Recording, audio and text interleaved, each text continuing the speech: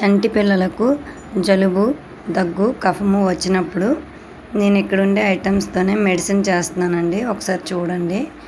ఎండుపుకాయని తీసుకున్నాను. ముందుగా ఎండుపుకాయని కొద్దిగా అరగదీసుకున్నాను.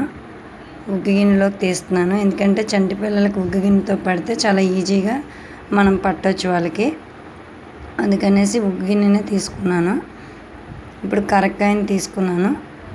కరక్కాయని కూడా కొద్దిగా అరగదీసుకోవాలండి. కొద్ది మోతాదులోనే తీసుకోవాలి వీటిని. ఇప్పుడు కరక్కాయని కూడా అరగదీశాను. ఉగ్గు గిన్నెలో పెట్టుకుంటున్నాను దాన్ని కూడా. దుంప కొమ్మను తీసుకున్నానండి. దుంప కొమ్మను కూడా కొద్దిగా మనం అరగదీసుకోవాలి.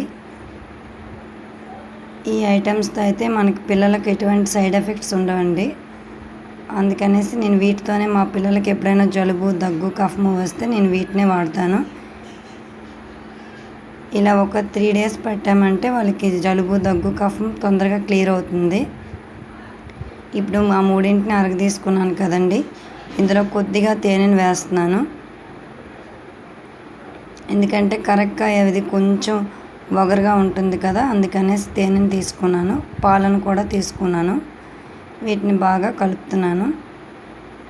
ఇలా బాగా కలపాలి. ఆ మిశ్రమం అంతా ఇందులో కలిసిపోవాలండి. అంతవరకు కలపాలి. ఇప్పుడు బాగా కలిసిందండి. ఇప్పుడు దీన్ని పిల్లలకు పట్టొచ్చండి.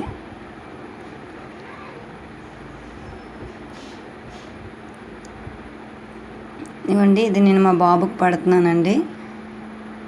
నేను ఎప్పుడు మా పిల్లలకి జలుబు, దగ్గు, కఫము వచ్చేటప్పుడు ఇలాగే పడుతుంటానండి. మీరు కూడా ఒకసారి ట్రై చేయండి.